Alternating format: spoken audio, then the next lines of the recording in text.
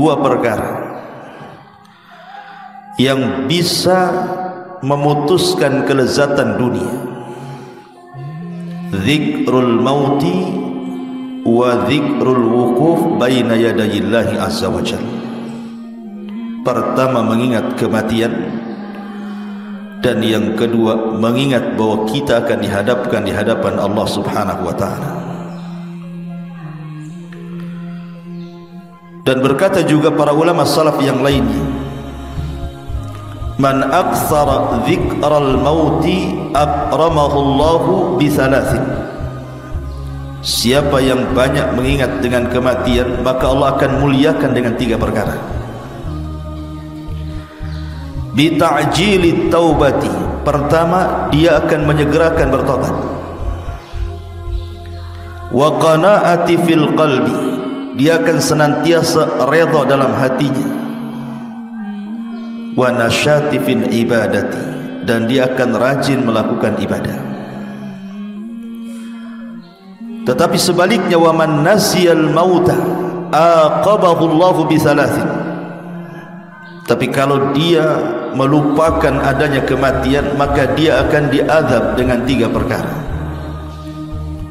bi taswifit taubati, dengan menunda-nunda taubat; wa tarkir ridha bil qalil, dia tidak senang dengan pemberian Allah yang sedikit; wa takasulin fil ibadati, dan dipastikan dia malas beribadah.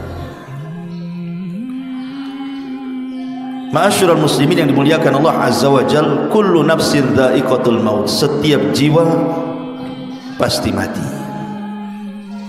Falaula idza balagatil hulqum wa antum hina idzin tanzurun wa nahnu aqrabu ilaihi minkum walakin la tubsirun falaula in kuntum ghaira madinin tarji'unaha in kuntum shadiqin.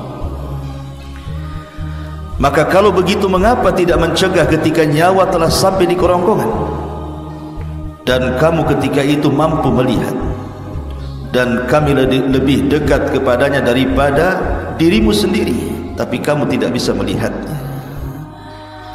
Maka mengapa jika kamu memang tidak dikuasai oleh Allah, kamu tidak mengembalikan nyawa itu jika kamu memang orang yang benar? Artinya kematian itu pasti akan mendatangi siapapun. Dan orang yang pertama kali bercita-cita ingin mati adalah Nabi Yusuf alaihi salatu wassalam. Disebutkan dari Ibnu Abbas radhiyallahu anhuma, awwalu nabiyyin sa'alallah al-mauta Yusuf. Yang pertama kali dari kalangan para nabi yang meminta kepada Allah tentang kematian adalah Nabi Yusuf. Dan itu disyaratkan di dalam firman Allah surah Yusuf ayat 101, Rabbi qad ataitani minal mulki wa 'allamtani min ta'wilil ahadits fatiras samawati wal ard anta waliyuna fid dunya wal akhirah tawaffani musliman wa alhiqni bis salihin.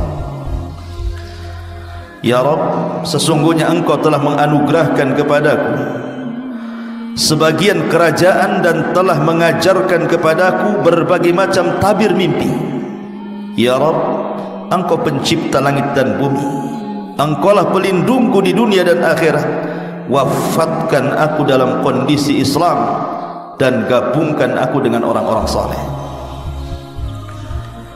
Tentu Nabi Yusuf ketika berangan-angan ingin sebuah kematian itu bukan karena dia kemudian seperti layaknya orang-orang yang terkena sakit kemudian tidak mau lagi tinggal di dunia. Tidak, justru Yusuf ini sebaliknya. Kondisi dia di atas popularitas yang luar biasa. Makanya dijelaskan oleh para ulama, wa Nabi Yusuf alaihi salatu wassalam, dia ingin bersyukur kepada Allah subhanahu wa ta'ala dengan adanya dunia yang ada di hadapannya, sehingga ketika itu dia meminta kepada Allah subhanahu wa ta'ala jangan sampai dunia ini memfitnah dirinya, Makanya dia minta kepada Allah untuk diwafatkan dalam kondisi muslim dan juga digabungkan dengan orang-orang saleh. Ma'asyiral muslimin yang dimuliakan Allah Azza wa Jalla, setiap kita pasti mati. Dan di sana ada malaikat yang disebut dengan malakul maut. Disinilah cerita dimulai. Siapa malakul maut ini? Ma'asyiral muslimin yang dimuliakan Allah Azza wa Jalla, sebagian ahli kitab menyebut kalimat malakul maut dengan Israil. Tetapi nama Israil tidak ada dalam Quran. Tidak juga ada dalam hadis Nabi sallallahu alaihi wasallam. Israil ini diambil dari Israiliyat, dari perjanjian lama, terdapat dalam Taurat. Makanya dijelaskan oleh Syekh Albani rahimahullahu taala ketika memberikan catatan kepada kitab At-Tahawiyah, Aqidah Tahawiyah. Apa kata Syekh Albani rahimahullahu taala? Wa nu'minu bimalakil maut al-muwakkal biqabdi arwahil alamin. Dan kita beriman dengan adanya malaikat maut yang memang ditugaskan oleh Allah untuk mencabut nyawa setiap manusia. Kemudian dia mengatakan, amma tasmiyatuhu bi Israil, adapun penamaan malaikat maut dengan Israil itu, kama huwa syai, sebagaimana yang menyebar bainan nas, fala aslalahu, tidak ada dasar dari Quran ataupun sunnah, innama huwa minal Israiliyat. Kalimat Israil ini muncul diambil dari kisah-kisah Israiliyat. Dan ini juga penukilan daripada Ibnu Katsir dalam kitabnya Al-Bidayah wa Nihayah, di mana Ibnu Katsir mengatakan, wa amma malakul mauti falaysa bimusarrahin bismihi fil Qur'ani wala fil ahadisis sihah, wa qad jaa tasmiyatuhu fi ba'dil athar bi Israil. Kata Ibnu Katsir dalam kitabnya Bidayah wa Nihayah, adapun malaikat maut, maka tidak ada penjelasan yang jelas dalam Al-Quran, tidak pula dalam hadis Nabi SAW yang sahih tentang penamaan Israil itu. Tapi ada beberapa asar yang mengatakan seperti itu. Ya, bisa saja kita katakan Israil kalau menurut versi Israiliyat. Tetapi kita sebagai umat penganut Al-Quranul Karim, maka kita cukup katakan malakul maut. Selesai. Berdasarkan Allah Subhanahu wa taala berfirman di banyak ayat dalam Al-Quran, qul yatawaffakum malakul mautil ladzi wukkila bikum summa ila rabbikum turja'un. Katakanlah, malaikat maut yang diserahi untuk mencabut nyawamu akan mematikan kamu, kemudian kepada Tuhanmu kamu akan dikembalikan. Di sini Allah mengatakan malakul maut, bukan Israil. Ma'asyiral muslimin yang dimuliakan Allah Subhanahu wa taala, lalu apa tugas malaikat maut ini? Tugas malaikat maut, ya sebagaimana namanya, malaikat kematian. Artinya tugasnya adalah mencabut nyawa. Sejak kapan dia ditugaskan untuk mencabut nyawa? Al-Imam Ibnu Katsir rahimahullahu taala dalam kitabnya Al-Bidayah wa Nihayah, beliau menyebutkan beberapa asar berkenaan tentang penciptaan atau awal penciptaan Adam alaihi salatu wassalam.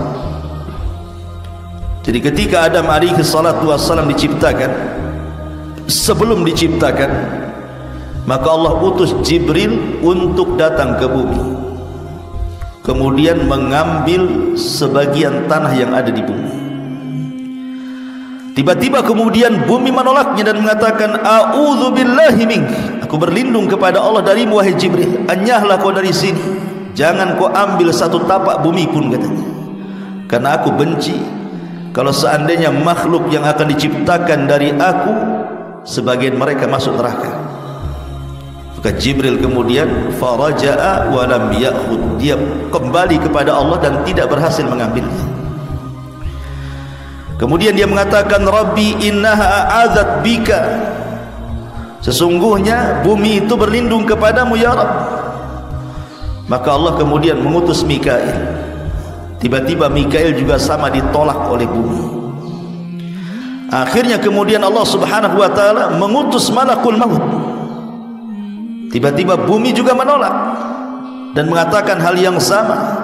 Tapi malaikat maut mengatakan, wa ana a'udzu billahi an arji, kalau engkau berlindung kepada Allah agar aku kembali kepada Allah dan tidak mengambil tanah ini, maka aku pun berlindung kepada Allah untuk kembali dan tidak mengambil tanah. Karena perintah Allah lebih aku utamakan daripada sumpah. Akhirnya kemudian malaikat maut ini berhasil mengambil tanah yang ada di bumi itu. Kemudian setelah dia mengambil tanah itu, maka kemudian dia melaporkan tentang bumi, dan kemudian Allah mengatakan, karena engkau sudah berhasil mengambil tanah dari bumi untuk menciptakan Adam alaihi salatu wassalam, maka engkaulah yang berhak kelak mencabut Adam dan seluruh anak keturunannya. Ini riwayat memang dicantumkan oleh Imam Ibnu Katsir di dalam kitabnya Bidayah wa Nihayah. Akan tetapi riwayat-riwayat seperti ini bukan riwayat-riwayat yang terdapat dalam kitab-kitab Islam, tidak ada. Tetapi ini riwayat-riwayat Israiliyat. Makanya sebagian para ulama melemahkan riwayat ini. Ma'asyiral muslimin yang dimuliakan Allah subhanahu wa ta'ala, kita tahu bahwa satu malaikat maut itu memiliki kekuatan yang tidak bisa ditandingi oleh siapapun dari jin ataupun manusia. Tidak ada yang bisa melawan malaikat maut. Satu malaikat maut, apalagi malaikat maut itu bukan satu malaikat tetapi a'wan, rombongan. Tetapi begitulah Allah subhanahu wa ta'ala menciptakan malaikat ini memiliki kekuatan melebihi jin. Lihat Al-Imam Ibn Utsaimin rahimahullahu ta'ala ketika menceritakan tentang kisah Nabi Sulaiman, ketika Allah mengatakan, ya ayyuhal mala'u ayyukum ya'tini bi arsyiha qabla an ya'tuni muslimin. Kata Sulaiman di hadapan jin dan juga manusia, siapa yang bisa memindahkan arsy Ratu Balqis dari Yaman kemari, katanya. Qala ifritun minal jin, tiba-tiba ifrit dari jin mengatakan, ana atika bihi qabla an taquma min maqamik, aku bisa mendatangkan istana itu sebelum kau berdiri dari singgasanamu. Kemudian dia mengatakan, wa inni alaihi laqawiyyun amin, saya kuat, bisa dipercaya untuk itu, katanya. Tetapi tiba-tiba berdirilah seorang manusia dan mengatakan, qala alladhi indahu ilmun minal kitab ana atika bihi qabla an yartad ilaika tarfuka. Tiba-tiba ada seorang manusia, ada yang mengatakan namanya Asib ibn Barkhiyah, ada yang mengatakan wallahu a'lam, orang saleh, mengatakan, ya Sulaiman, aku bisa lebih daripada itu. Sebelum matamu berkedip, kupastikan istana itu sudah sampai di hadapanmu. Lihat dari sini, siapa yang kuat, manusia atau jin? Manusia lebih kuat. Jin dia mendatangkan istana sebelum Sulaiman berdiri, tapi manusia bisa mendatangkan istana sebelum Sulaiman berkedip, menunjukkan manusia sebenarnya lebih kuat dibandingkan jin. Ketika manusia lebih kuat dibandingkan jin, tapi manusia kalah dengan malakul maut. Tidak ada manusia yang mampu melawan malakul maut. Idza jaa ajaluhum la yastakhiruna sa'atan wa la yastaqdimun. Kalau sudah datang ajalnya, tidak mungkin maju, tidak mungkin mundur, pas waktunya. Siapapun dia, mau para nabi, para rasul, para syuhada, orang-orang saleh, semua tidak bisa melawan malakul maut. Dari sini pendalilannya, kalau jin tidak lebih kuat daripada manusia, sementara manusia tidak lebih kuat daripada para malaikat, berarti malaikat memiliki kekuatan melebihi jin dan juga manusia. Ma'asyiral muslimin yang dimuliakan Allah Subhanahu wa taala, dalam akidah ahli sunnah wal jamaah kita meyakini bahwa malaikat maut itu ada, dan itu berdasarkan beberapa dalil dalam Quran. Kita akan baca. Pertama, dalam surah As-Sajdah ayat 11, Allah mengatakan, "Qul yatawaffakum malakul mauti alladhi wukkila bikum thumma ila rabbikum turja'un." Katakanlah, malaikat maut yang diserahi untuk mencabut nyawamu akan mematikan kamu, kemudian kepada Tuhanmu kalian dikembalikan. Kemudian dalam surah Al-An'am ayat 61 Allah katakan, "Hatta idza jaa ahadakumul maut tawaffathu rusuluna wa hum la yufarritun." Allah mengatakan, sehingga ketika datang kepada salah seorang di antara kalian kematian, maka malaikat-malaikat kami yang mencabut nyawanya, dan mereka tidak pernah lalai dari tugasnya. Dan Allah juga katakan dalam surah Al-An'am ayat 93, "Walau tara idz zalimuna fi ghamaratil maut wal malaikatu basitu aydihim akhriju anfusakum." Alangkah dahsyatnya sekiranya kamu melihat di waktu orang-orang zalim berada dalam tekanan sakaratul maut, sedang para malaikat memukul dengan tangannya sambil berkata, "Keluarlah nyawamu." Kemudian juga Allah mengatakan dalam surah Al-Anfal ayat 50, "Walau tara id yatawaffa alladhina kafaru al-malaikatu yadribuna wujuhahum wa adbarahum wa dhuqu adzabal hariq." Dan sekiranya kamu melihat ketika para malaikat maut mencabut nyawa orang-orang kafir sambil memukul wajah dan punggung mereka seraya berkata, "Rasakanlah olehmu siksa neraka yang membakar." Kemudian Allah juga katakan dalam surah An-Nahl ayat 28 sampai 32, "Alladzina tawaffahumul malaikatu zalimi anfusihim," sampai kepada "Alladzina tawaffahumul malaikatu tayyibina yaquluna salamun alaikum udkhulul jannah bima kuntum ta'malun." Orang-orang yang dicabut nyawanya oleh para malaikat dalam keadaan berbuat zalim kepada diri mereka, mereka menyerahkan diri sambil berkata, "Kami tidak pernah mengerjakan satu kejahatan." Sampai malaikat mengatakan, "Pernah, sesungguhnya Allah mengetahui apa yang telah kalian kerjakan." Kemudian Allah ulang juga dalam surah An-Nisa 97-nya, "Innal ladzina tawaffahumul malaikatu zalimi anfusihim qalu fima kuntum qalu kunna mustad'afina fil ardh." Sesungguhnya orang-orang yang dicabut nyawanya oleh malaikat maut dalam keadaan menzalimi diri mereka, mereka para malaikat bertanya, "Bagaimana kamu ini?" Qalu, mereka mengatakan, "Alam takun ardullahi wasiyah," bukankah bumi Allah itu luas? Kemudian dalam surah Muhammad ayat 27 Allah mengatakan, "Fa kaifa idza tawaffathumul malaikatu yadribuna wujuhahum wa adbarahum." Maka bagaimana nasib mereka apabila malaikat maut mencabut nyawa mereka, memukul wajah dan punggung mereka, dan begitu seterusnya. Quran sudah tegas menjelaskan bahwa tugas malaikat maut adalah mencabut nyawa, dan mereka adalah malakul maut, bukan Israel. Ma'asyiral muslimin yang dimuliakan Allah Subhanahu wa taala, adapun kisah tentang pencabutan nyawa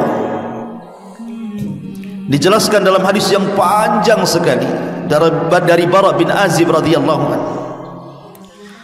Ketika Nabi SAW mengatakan, "Innal abdal mu'min idza kana fi inqita'in minad dunya wa iqbalin minal akhirah nazala ilaihi malaikatun minas sama bidul wujuh ka'anna wujuhahumus syams ma'ahum kafanun min aqfanil jannah wa hanutun min hanutil jannah hatta yajlisu minhum ad-dal basar thumma yaji'u malakul maut alaihi salam wa innal abdal kafir, wa fi riwayah al fajir idza kana fi inqita'in minad dunya wa iqbalin minal akhirati nazala ilaihi minas sama'i malak ghiladun shidad sudul wujuh thumma yaji malakul mauti hatta yajlisa inda ra'si wa yaqul ayyatuhan nafsul khabithah. Dari hadis Bara bin Azib radhiyallahu an, Nabi mengatakan, sesungguhnya hamba mukmin apabila mereka hendak meninggalkan dunia dan menghadap akhirat, maka malaikat dari langit akan turun. Wajah mereka sangat putih, seolah-olah wajah mereka itu laksana kilatan cahaya matahari. Kemudian mereka membawa kain kafan dari kafan-kafan sorga, minyak wangi dari minyak wangi sorga. Kemudian mereka duduk sejauh mata memandang. Kemudian datanglah malaikat maut dan mencabut nyawa hamba mukmin tadi. Adapun hamba kafir, dalam riwayat hamba fajir, apabila hendak memisahkan diri dari dunia dan menghadap akhirat, turun malaikat dari langit sangat keras, wajahnya sangat hitam.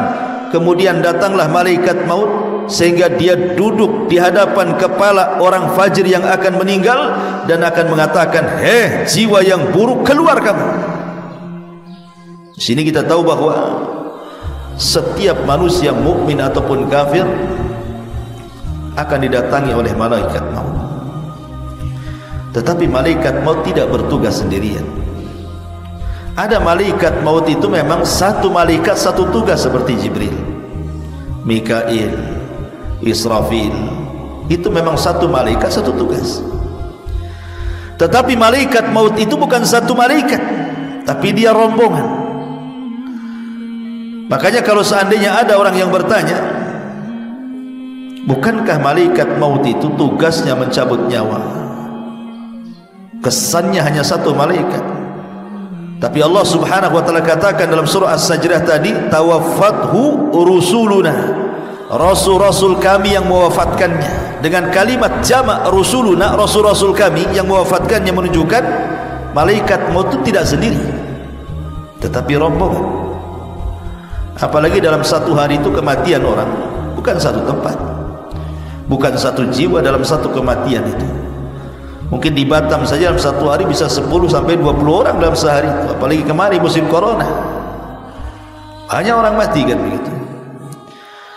Maka sebagian para ulama menjawab bahwa seperti yang dikatakan oleh Ibnu Abbas radhiyallahu anhu. Apa kata Ibnu Abbas ketika menjelaskan surah Al-An'am ayat 61, tawaffathu rusuluna wa hum la yufarritun, rasul-rasul kami yang mewafatkannya dan mereka tidak lalai dari tugas. Qala, dia mengatakan, inna limalakil mauti a'wanan minal malaika. Sesungguhnya malaikat maut itu memiliki teman-teman dari kalangan malaikat yang lainnya. Artinya dia tidak bertugas sendirian. Dari sini kata Syekh Utsaimin rahimahullahu ta'ala, dia mengatakan, inna malakal mauti lahu a'wan yu'inunahu ala ikhrajir ruh minal jasadi hatta yusiluna ilal hulqum. Jadi malaikat-malaikat yang bersama malaikat maut itu, dia bertugas untuk mengeluarkan ruh, mendorong ruh dari badan kita sampai diletakkan di hulqum di sini. Kalau ruh sudah sampai di hulqum, di tenggorokan, itulah tugas malaikat maut yang mengambilnya. Makanya dia mengatakan, sesungguhnya malaikat maut memiliki awan, pembantu-pembantu yang menolong untuk mengeluarkan ruh dari jasad manusia, di mana tugas mereka adalah mendorong ruh itu sampai kepada hulqum. Fa idza awsaluha ilal hulqum qabadhaha malakul maut. Ketika mereka sudah berhasil membawa ruh itu sampai di tenggorokan, disitulah tugas malaikat maut mencabut nyawa lewat mulut setiap hamba. Karena ruh itu keluar dari mulut. Lah, ketika ruh itu keluar dari mulut, maka pandangan akan mengikutinya. Kata Rasul, idza qubidatir ruh tabi'ahul basar. Kalau ruh keluar, mata kita mengikuti. Maka setiap orang meninggal itu kebanyakan melotot. maka disunahkan untuk ditutup matanya supaya tidak menakutkan. Ma'asyiral muslimin yang dimuliakan Allah Subhanahu wa taala, tentu ketika malaikat maut mencabut ruh orang yang beriman akan berbeda dengan mencabut ruh orang kafir. Orang kafir apabila dicabut berdasarkan ayat tadi surah Al-An'am ayat 93, wa tara walau tara idz zalimuna fi ghamaratil maut wal malaikatu basitu aydihim akhriju anfusakum al yawma tujzauna adzabal hun bima kuntum taqulun 'ala Allah ghairal haqqi wa kuntum an ayatihi tastakbirun. Alangkah dahsyatnya, kata Allah, sekiranya kamu melihat di waktu orang-orang zalim berada dalam tekanan sakaratul maut itu, sedang para malaikat memukul-mukul dengan tangannya wajah dan punggung-punggung mereka seraya mengatakan, keluarlah nyawamu wahai fulan. Di hari ini kamu dibalas dengan siksa yang sangat menghinakan, karena kamu selalu mengatakan terhadap Allah perkataan yang tidak benar, dan karena kamu selalu menyombongkan diri terhadap ayat-ayatnya. Dalam riwayat Bara bin Azib yang panjang sekali, bau ruh orang kafir itu ketika dicabut maka diibaratkan safud. Safud itu semacam pisau yang bengkok seperti cerulit. Kemudian safud ini dimasukkan ke dalam bulu-bulu kambing wol. Antum tahulah kambing wol itu, kambing Australia itu kan bulunya itu 1 jengkal lebih itu, kadang-kadang berkeriwal-keriwal kan, bergumbal-gumbal kalau nggak dicukur itu. Kalau dimasukkan tuh pisau itu ke dalam gimbalan bulu-bulu wol kambing itu, tiba-tiba disiram, tentu bulu-bulu itu akan melengket di pisau yang dalam bentuk cerulit itu. Kemudian pisau itu dicabut dengan cara paksa. Apa yang terjadi? Akan merontokkan bulu-bulu kambing itu. Kata Rasul, begitulah nyawa ruhnya orang kafir ketika dicabut malaikat maut, akan merontokkan semua persendian dan tulang-tulang, sehingga dia akan berteriak kesakitan yang tidak ada yang tahu rasa sakitnya kecuali Allah Subhanahu wa taala. Tapi ruhnya seorang mukmin maka akan dipanggil dengan panggilan yang baik. Sebagaimana hadis Abi Hurairah radhiyallahu anhu, maka malaikat maut akan mengatakan, ukhruji ayyatuhan nafsut thayyibah kanat fil jasadit thayyibah ukhruji hamidatan wabshiri bi rauhin wa raihan wa rabbun ghaira ghadban. Wahai jiwa yang tenang, wahai jiwa yang baik, keluarlah dari jasad yang baik, keluar dengan cara terpuji, dan berbahagialah engkau akan mendapatkan wewangian dari sorga, dan engkau akan menghadap Rabb yang tidak sedang murka. Dan Allah katakan dalam Al-Quran, ya ayyatuhan nafsul mutmainnah irji'i ila rabbiki radiyatan mardiyah. Wahai jiwa yang tenang, keluarlah kepada keridhaan Allah Subhanahu wa ta'ala. Ma'asyiral muslimin yang dimuliakan Allah Subhanahu wa ta'ala, di antara tugas malaikat maut adalah menghabarkan kabar gembira yang baik kalau yang meninggal adalah seorang mukmin. Dan itu disebutkan dalam surah Fussilat ayat 30. Allah mengatakan apa? Innal ladzina qalu Rabbuna Allah thumma istaqamu tatanazzalu alaihimul malaikatu alla takhafu wa la tahzanu wa abshiru bil jannati allati kuntum tu'adun. Orang-orang yang mengatakan Rabb kami Allah kemudian istiqamah, maka akan turun para malaikat kepadanya. Ada yang mengatakan malaikat maut dan teman-temannya, kemudian mengatakan jangan takut, jangan sedih, berbahagialah karena sorga sudah dijanjikan kepadamu. Jadi terkadang tugas malaikat maut adalah menghabar gembirakan kepada kematian seorang mukmin, tapi dia akan membawa kabar buruk kepada kematian orang kafir dan fasik. Ma'asyiral muslimin yang dimuliakan Allah Subhanahu wa taala, adapun apakah malaikat maut juga mencabut nyawa binatang? Apakah tugas malaikat maut juga mencabut nyawa binatang? Apakah hanya dia mencabut nyawa manusia saja? Ada sebuah hadis yang mengatakan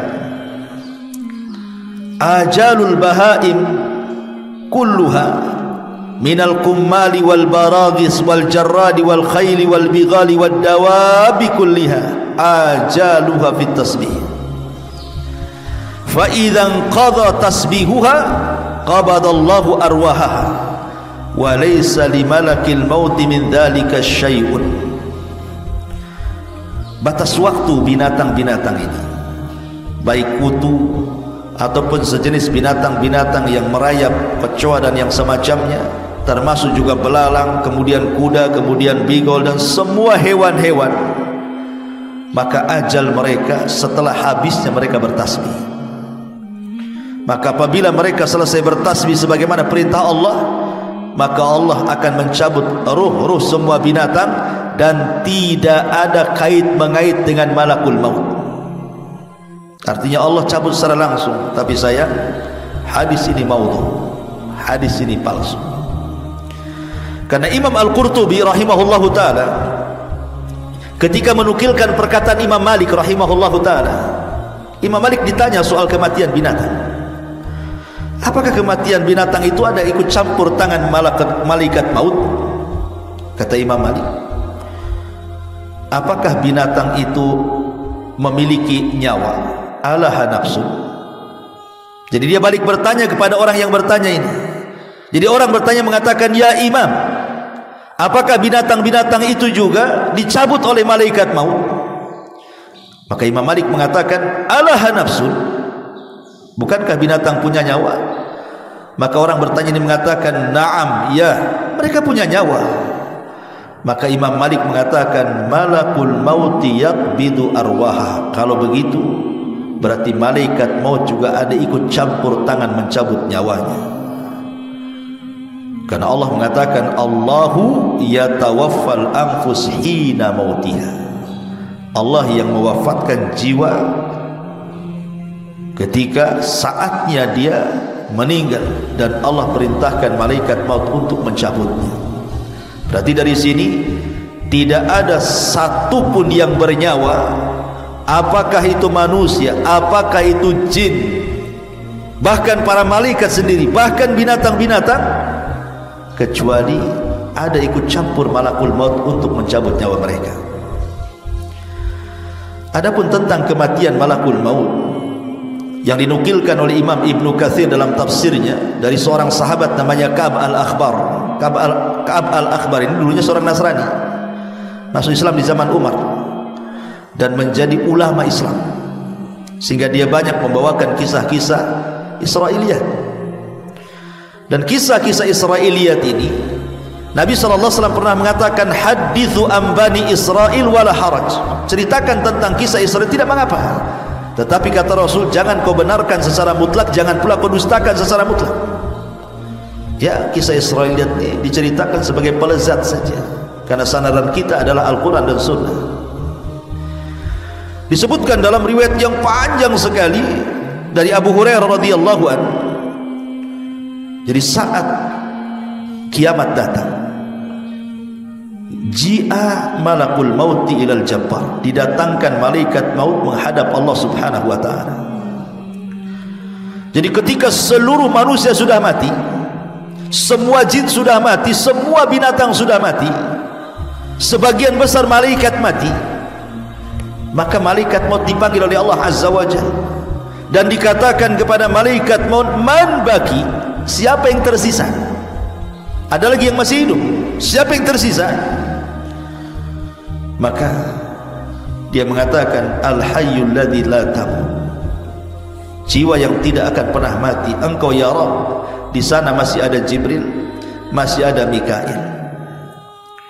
Maka Allah subhanahu wa ta'ala mengatakan, pergi cabut kedua malaikat itu nyawanya. Akhirnya malaikat maut mencabut nyawa Jibril, kemudian mencabut nyawa Mikail. Kemudian malaikat maut datang kepada Allah subhanahu wa ta'ala dan mengatakan, ya Rabb, aku sudah mencabut nyawa keduanya. Bahkan dalam riwayat Jibril itu sampai menangis. Ketika dicabut oleh malaikat maut, Jibril menangis dan mengatakan, ya Rabb, hawin alaina sakaratil maut. Ya Rabb, ringankan bagiku sakaratul maut, katanya.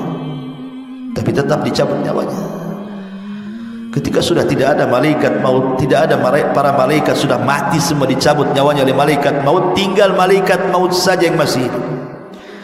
Dia menghadap kepada Allah Subhanahu wa taala dan melaporkan bahawa semua sudah dicabut nyawanya. Kemudian Allah mengatakan, man baki, siapa yang tersisa? Maka dia mengatakan, tidak ada ya Rabb, tidak ada, illa abdukal fakir, kecuali hambamu yang fakir ini. Maka Allah mengatakan, mut, mati kamu. Maka malaikat maut pun mati.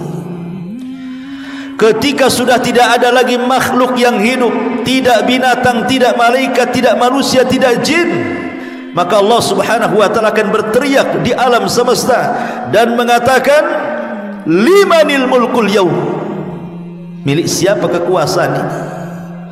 Itulah kalimat dalam surah Al-Fatihah, maliki yaumiddin. Kita sering membaca kalimat ini 17 kali dalam solat kita, maliki yaumiddin, raja pada hari kebangkitan. Maksudnya disyaratkan kepada perkataan Allah Subhanahu wa taala di sini, limanil mulkul yaum, kekuasaan ini milik siapa? Milik siapa kekuasaan ini? Jin sudah tidak ada, malaikat sudah tidak ada, manusia sudah tidak ada, binatang sudah tidak ada. Allah katakan, limanil mulkul yaum. Tidak ada yang jawab karena tidak ada makhluk. Maka Allah jawab sendiri, lillahil wahidil qahhar, kata Allah, kekuasaan ini milik zat yang satu yang maha perkasa. Akulah yang perkasa itu, kata Allah. Ma'asyiral muslimin yang muliakan Allah Azza wa Jalla, hadis ini dikeluarkan oleh Imam Abi Dunya dalam kitab Al-Ahwal, kemudian Ibnu Abi Hatim dalam tafsirnya, kemudian Abu Ya'la, dan banyak sekali. Makanya kemudian Imam Ibnu Katsir menukilkan riwayat ini dalam tafsirnya, walaupun sekali lagi ini lebih kepada kisah Israiliyat, ini lebih kepada kisah Israiliyat, dan sebagian para mengatakan ini tidak sahih. Sehingga kita harus yakini bahwa semua manusia itu mati. Bagaimana caranya? Wallahu a'lam. Kullu man 'alaiha fan wa yabqa wajhu rabbika dzil jalali wal ikram. Semua mati. Ma'asyiral muslimin yang dimuliakan Allah Azza wa Jalla, ada kisah-kisah menarik kita bacakan, walaupun sebagiannya sahih, sebagiannya diperselisihkan, bahkan sebagiannya maudhu, tentang kisah malaikat maut mendatangi para nabi. Kisah yang pertama adalah kisah malaikat maut dan Nabi Musa. Kisah ini sahih, kan dicantumkan dalam riwayat Muslim dan juga yang lainnya dari hadis Abi Hurairah radhiyallahu anhu. Ja'a malakul maut ila Musa, malaikat maut datang kepada Nabi Musa dan mengatakan, ajib rabbaka, penuhilah panggilan Tuhan wahai Musa. Maksudnya kau sudah sampai waktu wafat. Falattama Musa alaihi salam aina malakil maut, marah Musa, ditampar pula malaikat maut, keluar matanya. Malaikat maut tampar sama Musa, karena ketika itu malaikat maut dalam bentuk manusia. Masalahnya kalau dia datang dalam bentuk malaikat maut tidak bisa ditampar. Dia mendatangi Nabi Musa dalam bentuk manusia. Ketika dia mengatakan seperti itu, ajib rabbaka, Musa, penuhi panggilan Rabbmu, kau harus mati hari ini, katanya. Ya Musa emosi lah dibilang begitu, ditampar malaikat maut itu, keluar biji matanya.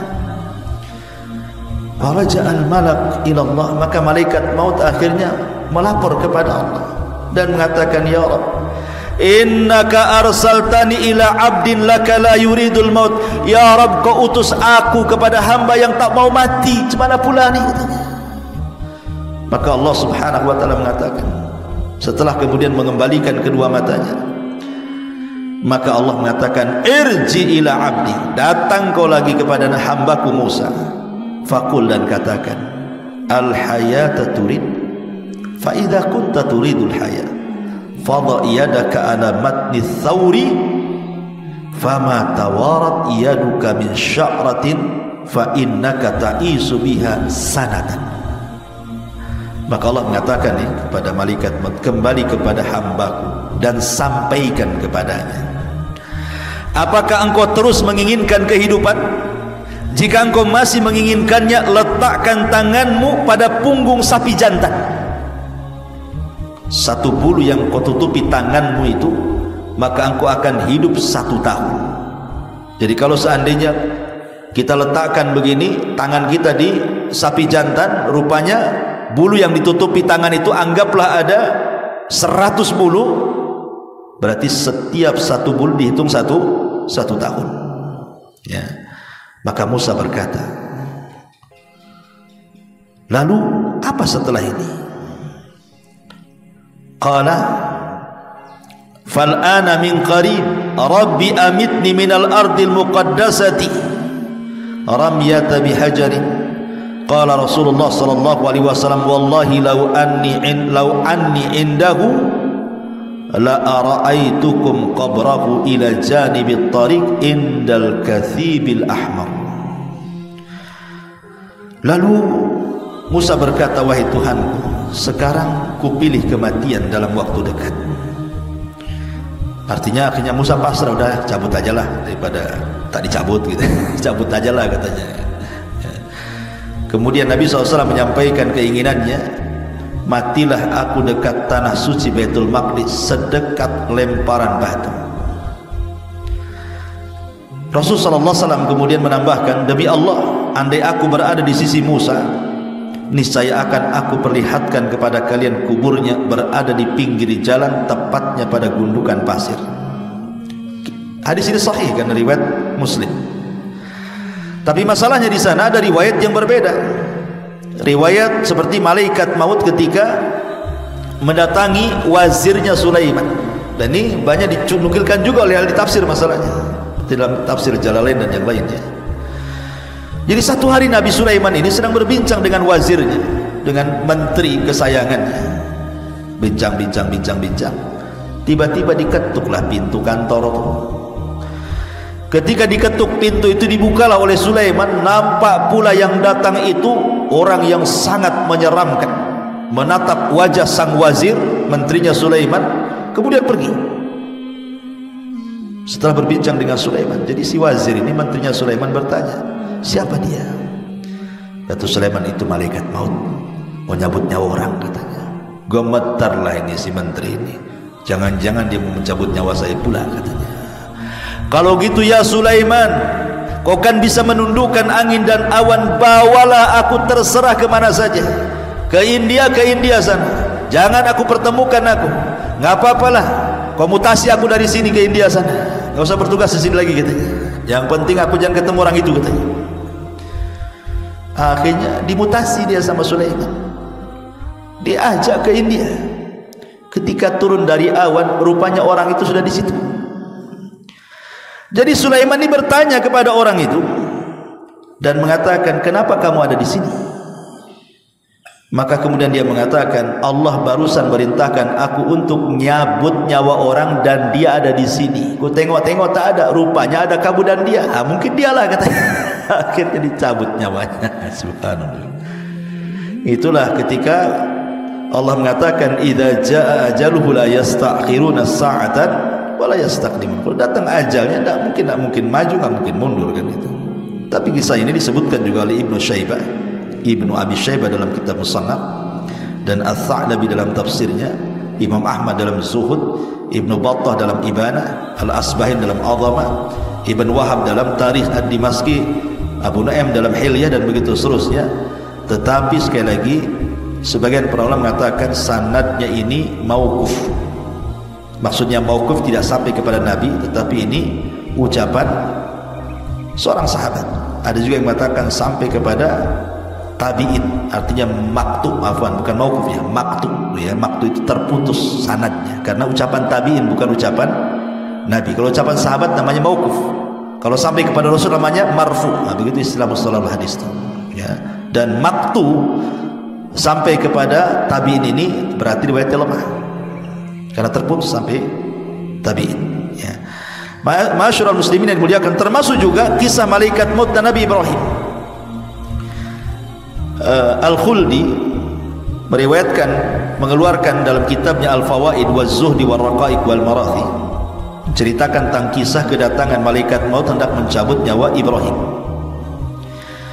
Jadi malaikat maut ini datang kepada Ibrahim dan mengatakan, ya Ibrahim, Allah memerintahkan aku untuk mencabut nyawamu. Maka Ibrahim mengatakan kepada malaikat itu, bagaimana mungkin, bagaimana pendapatmu, khalilan yaqrahu, bagaimana pendapatmu, ra'aita khalilan yaqbidu ruha khalilihi, bagaimana pendapatmu wahai malaikat maut? Ini khalil, khalil itu maksudnya Allah subhanahu wa ta'ala, sang kekasih mau mencabut kekasihnya. Macam mana pula katanya, saya kan kekasih Allah, masa sang kekasih mencabut nyawa kekasihnya katanya. Harusnya kan disayang kekasih itu, bukan dicabut nyawanya, kata Ibrahim. Tetapi kemudian malaikat maut ini kembali kepada Allah dan mengatakan, ya Rabb, Ibrahim ngomong macam mana sang kekasih mencabut nyawa kekasihnya katanya. Maka Allah mengatakan, cabut nyawanya. Akhirnya malaikat maut mencabut nyawanya. Sanadnya maudhu, maqdhub. Hadis ini palsu, tidak ada sanadnya ya. Kemudian juga malaikat maut, pernah satu hari malaikat maut itu dia tertawa, menangis, kaget. Nah, ini kisah lain lagi nih ya. Jadi satu hari itu malaikat itu pernah tertawa, pernah menangis, pernah kaget dia. Dikisahkan tentang dialog Allah dengan malaikat maut. Jadi Allah bertanya kepada malaikat maut itu, apa pengalamanmu saat mencabut nyawa? Kata malaikat maut, kadang aku tertawa, kadang aku menangis, kadang aku kaget katanya. Kata malaikat maut, kata Allah, kapan kau tertawa? Jadi cerita, satu hari aku hendak mencabut nyawa orang tua katanya. Orang tua ini baru mesan sepatu. Kemudian dia mengatakan kepada pembuat sepatu itu, buatkan sepatu untukku yang tahan 1 tahun. Buatkan sepatu untukku yang tahan 1 tahun, jangan cepat rusak. Maka sudah dipesan sepatunya. Kata malaikat maut, sayang, sebelum dipakai dah aku cabut nyawanya gitu. Belum pun dipakai sepatu itu, sudah aku cabut nyawanya. Aku tertawa, kata malaikat. Kasihan dia, udah pesan setahun pula udah mati duluan gitu. Kemudian, kapan aku menangis? Kapan kau menangis? Kata Allah. Kemudian malaikat maut mengatakan, saat aku mencabut nyawa seorang wanita. Ketika itu dia sedang menyusui anaknya di tengah padang pasir. Ketika itu aku memandang bayinya. Kalau seandainya aku cabut nyawa wanita ini, siapa yang merawat bayinya? Dia sendirian di padang pasir.